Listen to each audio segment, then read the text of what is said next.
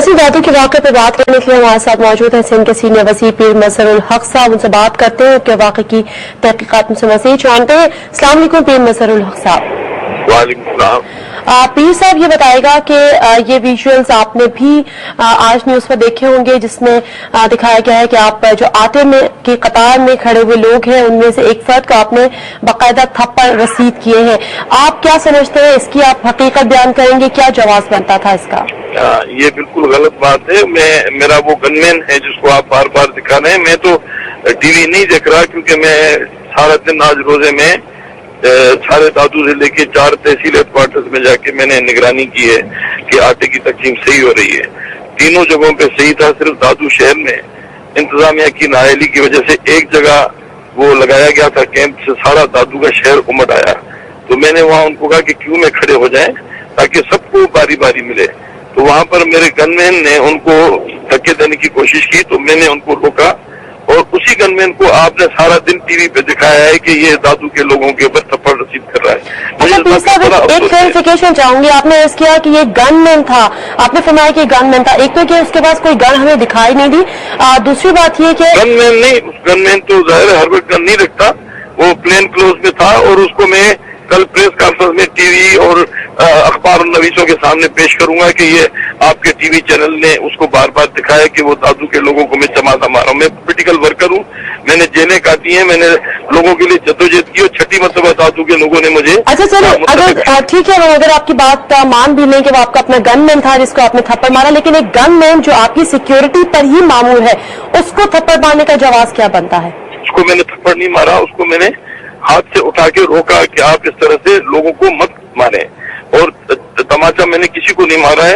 आपके जो दोनों नुमाइंदे हैं दुनिया टीवी का और जो आपके आज टीवी का, ये दोनों सगे भाई हैं, उनको 2 महीने पहले इन्होंने मेरे से पैसे मांगे कि आप जो है हमारे आग लग गई है, हमें पैसे दिलाएं, मदद कराएं। मैंने उनकी तहसील काउंसिल वालों का इनकी मदद करें, उनको चेक 10,000 रुपए का भी दिलवाया।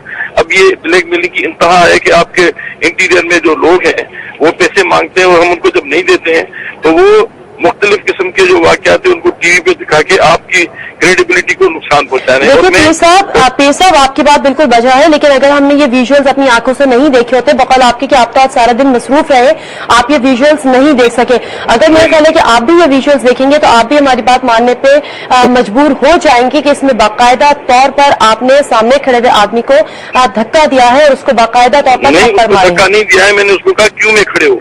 देखिए, अगर वो दूसरे गरीब औरतें, बच्चे, दूसरे आदमी बेचारे धक्के खा रहे थे, ये क्यों में नहीं खड़े हो रहे थे, मैंने उनको कहा कि भाई आप उनको हाथ ऊपर उठा के लोगों को धक्के दे रहे थे। मैंने उनको कहा, उन्होंने वही शॉट दिखाया जो मैं उसका हाथ रोक रहा हूँ कि लोगों को धक्के मत दो, क्यों में खड़े हो। मैंने गलत बात नहीं की। आपने वो विजुअल्स देखे? मैंने नहीं देखे, मेरे गनमैन ने देखे। वो बड़ा खुशी खुशी आया कि साहब मेरी आज तस्वीर आई है टीवी पे। मैंने कहा बेटा क्या की तस्वीर आई है? तो उसने बताया तो मुझे बड़ा अफसोस हुआ कि आज टीवी ने अपनी क्रेडिबिलिटी को जीरो कर दिया। अगर वो कम से कम मेरे से पूछ लेते कि साहब आप देख के फिर मुझे बताएं तो मैं उनको बताता। और आप अपने नुमाइंदों को अगर तनख्वाहें नहीं देंगे तो वो इसी तरह सियासतदानों को ब्लैकमेल करेंगे। उन्होंने ये कहा कि 30 रुपए का आटा 10 रुपए में वो आम दे रहे थे लोगों को, किसी ने कहा। और हमने जो ही में मेहर में खैरपुर में मैंने रोजे में अपनी सख्त गर्मी में सारे डिस्ट्रिक्ट का टूर किया, किसी ने बताया, आपके टीवी ने बताया। अब मेरे गनमैन को ही दिखा के आप लोगों को ये बता रहे हैं कि ये देखें ये वजीर जो है लोगों को मार रहे हैं। अच्छा पीर साहब, इस पर तो ये जरूर कहेंगे कि आपके गनमैन ने अगर खुशी के साथ कम से कम कोई अच्छी बात को अप्रिशिएट करने के बजाय आप लोगों को मिसगाइड कर रहे हैं। जी बिल्कुल पीर साहब हम इस पर यही कहेंगे कि अगर गनमैन ने आके खुशी का इजहार किया तो उसके लिए ये भी एक एजाज ही है कि आपका थप्पड़ उसको पड़ा और वो टेलीविजन पे दिखाई दिया गया। हम आपसे दरख्वास्त ये करेंगे कि ये विजुअल्स आप भी जरूर दीजिएगा। मैं कल असेंबली की कमेटी रूम में प्रेस कॉन्फ्रेंस में उस आदमी को पेश करूंगा, वो खुद बताएगा आपको कि मैंने उसको तमाचा मारा या मैंने उसको ये कहा कि आप लोगों को धक्के मत दें। अच्छा ठीक है, बहुत शुक्रिया आपसे हमारी बातचीत का। पीर साहब एक सवाल आपसे इससे हट के थोड़ा सा जानना चाहूंगी कि जिस तरह से कतारों में लोग खड़े हुए हैं और जिस तरह से उनकी एक तरह से बेइज्जती हो रही है, उनकी इज्जत नफ्स उससे मजबूर हो रही है, तो लोग ये कहने पर मजबूर है कि इससे तो बेहतर था कि आप आटा सस्ता ना करते। आप लोगों का देखिए, आप मेरी बात सुने, आप लोगों को हम लोगों को 10 रुपए किलो के हिसाब से वहाँ पर देख रहे थे कि इनको सही मिल रहा है या नहीं मिल रहा है। किसी की इज्जत नफ्स इसलिए मजबूर नहीं है कि मुफ्त में पे नहीं मिल रहा था, पैसों पे मिल रहा था, और वो फ्लोर मिल्स के जो मालिकान है वो उनको बेच रहे थे। हम सिर्फ ये देख रहे थे कि उनको जायज तौर पे उनको मिल रहा है या नहीं मिल रहा है। और ये जाहिर है, हम अपने लोगों को अगर कहते हैं कि क्यू में खड़े होके डिसिप्लिन के साथ हर एक अपना अपना ले, तो हर एक को हक मिल जाएगा।